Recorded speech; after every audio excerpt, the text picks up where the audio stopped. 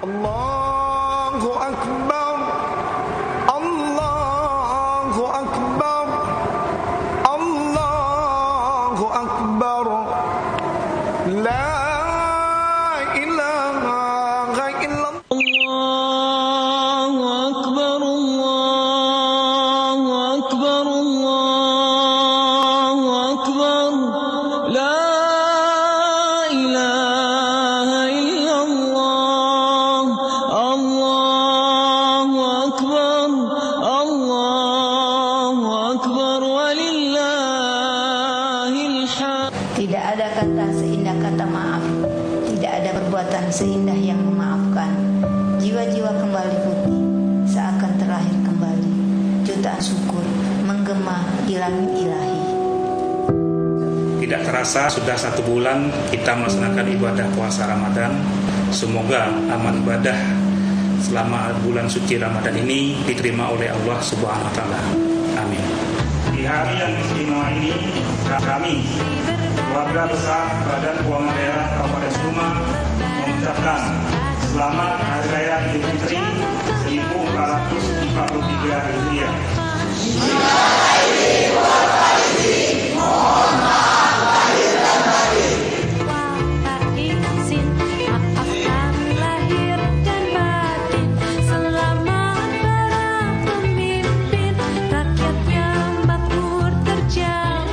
Allahu Akbar, Allahu Akbar, Allahu Akbar, La ilaha illallah, Allahu Akbar, Allahu Akbar, walillahil hamd.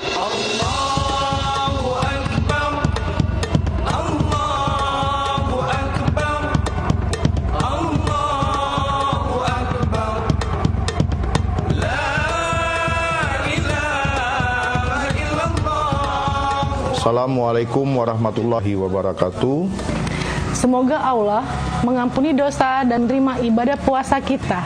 Dengan hati yang tulus dan ikhlas, mari menebar kebaikan, kebahagiaan, dan bersyukur di hari kemenangan.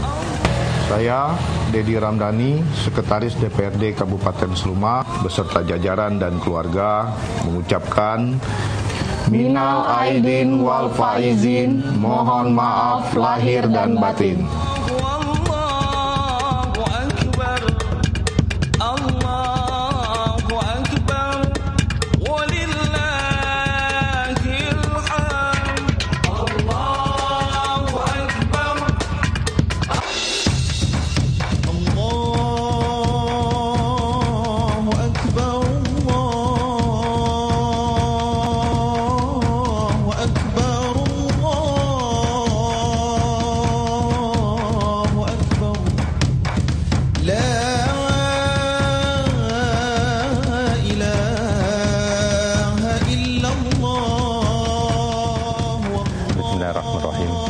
Assalamualaikum warahmatullahi wabarakatuh.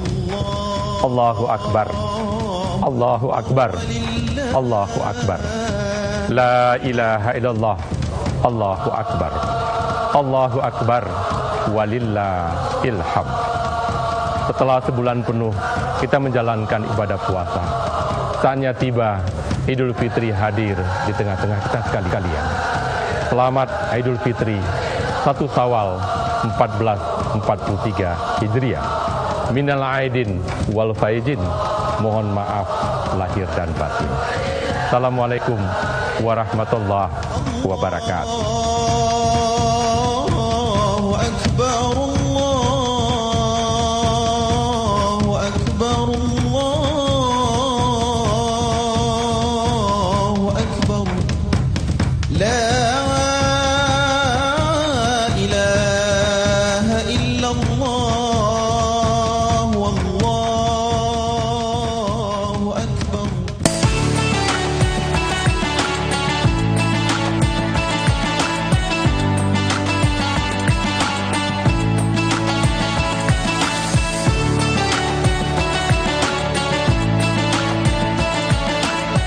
Hadirin kaum muslimin, jemaah yang dirahmati Allah Subhanahu wa taala. ketika karakter para sahabat Nabi SAW ketika kita terapkan dalam kehidupan kita, maka insya Allah kita akan merasakan hidup bersama Al-Quran.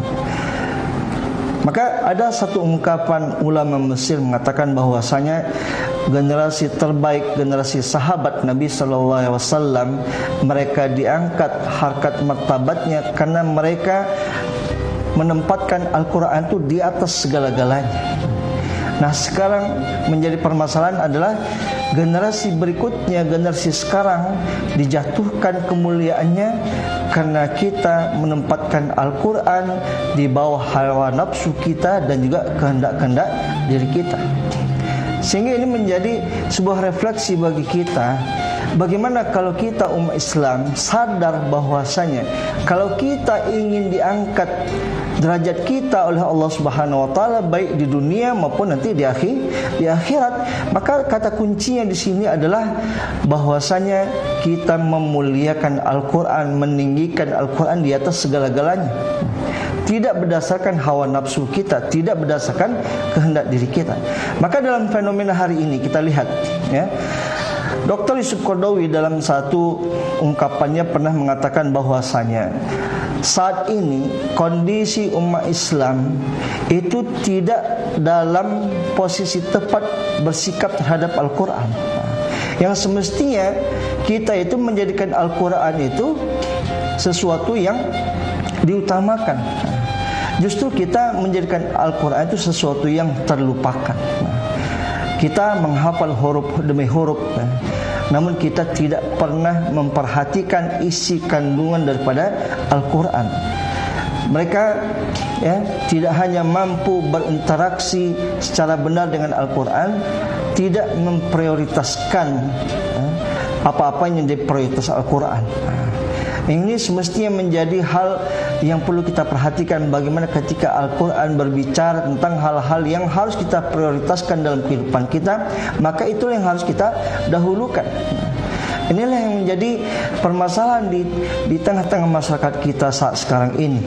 Sehingga ketika kita mampu untuk lebih berinteraksi dengan Al-Quran, maka insya Allah kehidupan kita bersama Al-Quran akan mendapatkan keberkahan. Namun ketika kita lupa bahwasanya Al-Quran hanya sebatas kita baca saja, kita tidak mentadabburinya, kita tidak memperhatikan isi kandungannya, memang secara manfaat bisa kita dapatkan, tapi pada hakikatnya keberkahan itu tidak kita dapatkan.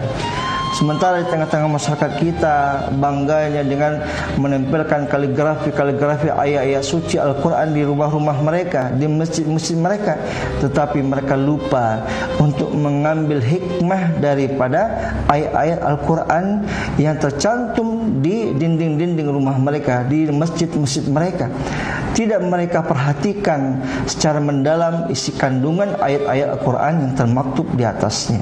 Sehingga demikian sama halnya ketika Al-Quran hanya dibacakan, Al-Quran hanya dibunyikan, tentu satu sisi kita mendengarkan dapat manfaatnya, tapi ketika kita tidak lebih daripada mentadabburinya, maka kita kehilangan dari suatu keberkahan daripada Al-Quran yang terdapat di dalamnya itu yang luar biasa.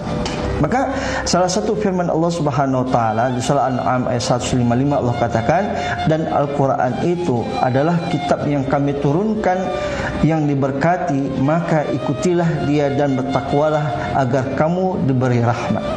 Hadirin kaum muslimin yang dirahmati Allah Subhanahu wa taala. Maka saat ini umat Islam baru menunaikan kewajibannya terhadap Al-Quran ini sebatas penjagaan dan pemeliharaannya saja. Umat Islam juga menaruh perhatian yang besar terhadap Al-Quran, baik dalam mengajarkan Al-Quran agar dibaca terus, agar dihafalkan oleh anak-anak kita. Apa yang mereka lakukan itu memang sebuah usaha yang cukup besar, namun belum cukup berhenti sebatas itu saja. Karena membaca Al-Quran, mendengarkan Al-Quran dengan tadabbur itu lebih dahsyat lagi.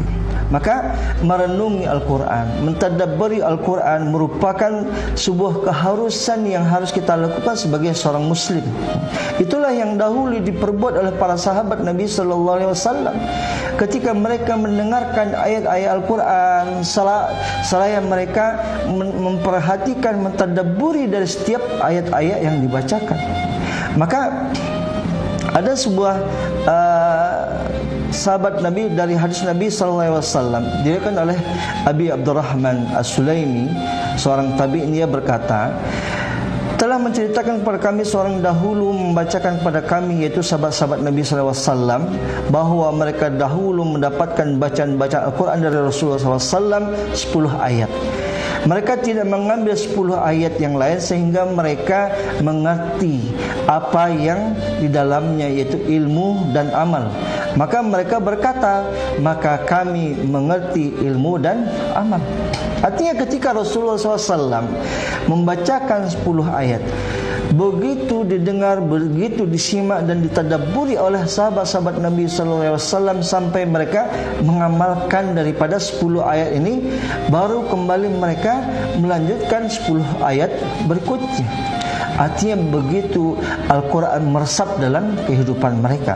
Oleh karena itu, para ulama masa lalu itu dijuluki dengan Al-Qurra, itu orang yang banyak membaca Al-Quran.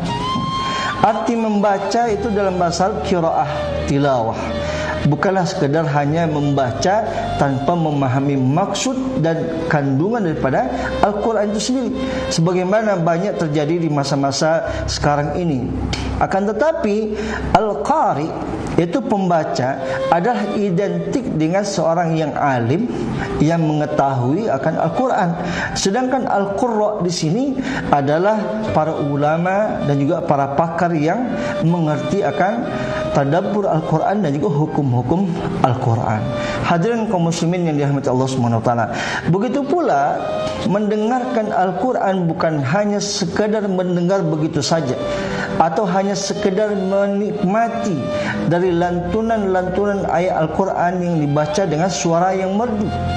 Akan tetapi yang semestinya kita lakukan adalah bagaimana mendengarkan Al-Quran itu dengan penuh penghayatan, dengan penuh mentadabburi dari setiap kalimat-kalimat yang dibacakan tadi.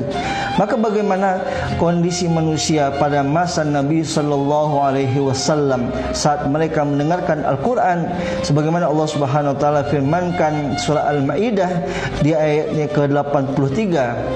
Allah Subhanahu wa taala mengatakan, dan apabila mereka mendengarkan apa yang diturunkan kepada Rasulullah SAW, kamu lihat mata mereka mencucurkan air mata disebabkan kebenaran Al-Quran yang telah mereka ketahui dari kitab-kitab mereka sendiri. Seraya berkata, ya Tuhan kami telah beriman, maka catatlah kami bersama orang-orang yang menjadi saksi atas kebenaran Al-Quran dan kenabian daripada Nabi Muhammad sallallahu alaihi wasallam. Kemudian dalam ayat yang lain juga Allah Subhanahu wa taala mengatakan, sesungguhnya orang-orang yang diberi pengetahuan sebelumnya, apabila Al-Quran dibacakan kepada mereka, mereka tersungkur atas muka mereka sambil mereka bersujud dan mereka berkata, Maha suci Tuhan kami, sesungguhnya janji Tuhan kami pasti dipenuhi, dan mereka menyungkurkan atas muka mereka sambil menangis dan mereka bertambah khusyuk. Surah Al-Isra di ayat ke-107 sampai 109. Kemudian firman yang lain juga Allah Subhanahu wa taala mengatakan, dan orang-orang yang apabila diberi peringatan dengan ayat-ayat dari Tuhan mereka, mereka tidaklah menghadapi sebagai orang-orang yang tuli dan buta. Sehingga dalam beberapa ayat tadi kita pahami bagaimana interaksi para sahabat terhadap Al-Quran betul-betul harus kita tiru dalam kehidupan kita. Kita berupaya untuk mentadabburi dari setiap kalimat-kalimat dan setiap ayat-ayat Al-Quran, sehingga kita akan merasakan nikmat berinteraksi kita bersama Al-Quran. Hadirin kaum muslimin yang berbahagia, insyaallah akan kita lanjutkan setelah berikut ini.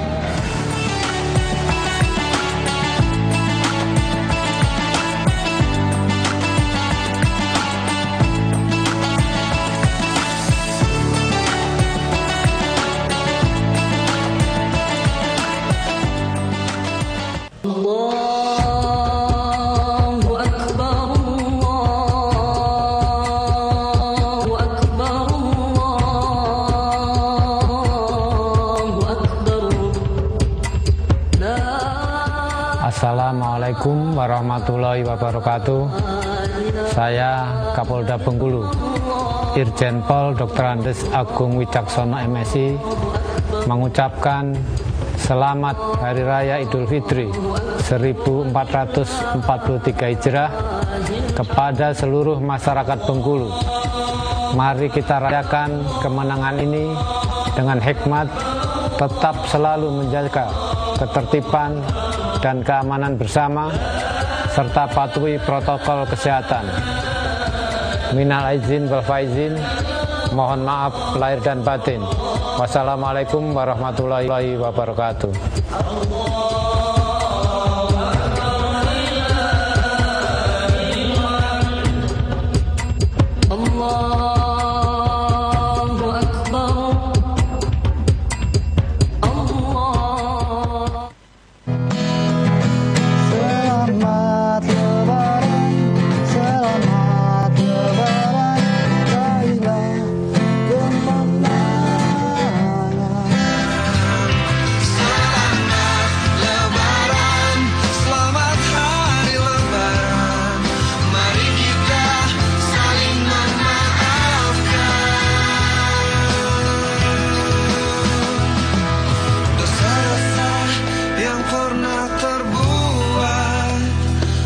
Selamat Hari Raya Idul Fitri 1443 Hijriah. Minal aidin wal faizin, mohon maaf lahir dan batin.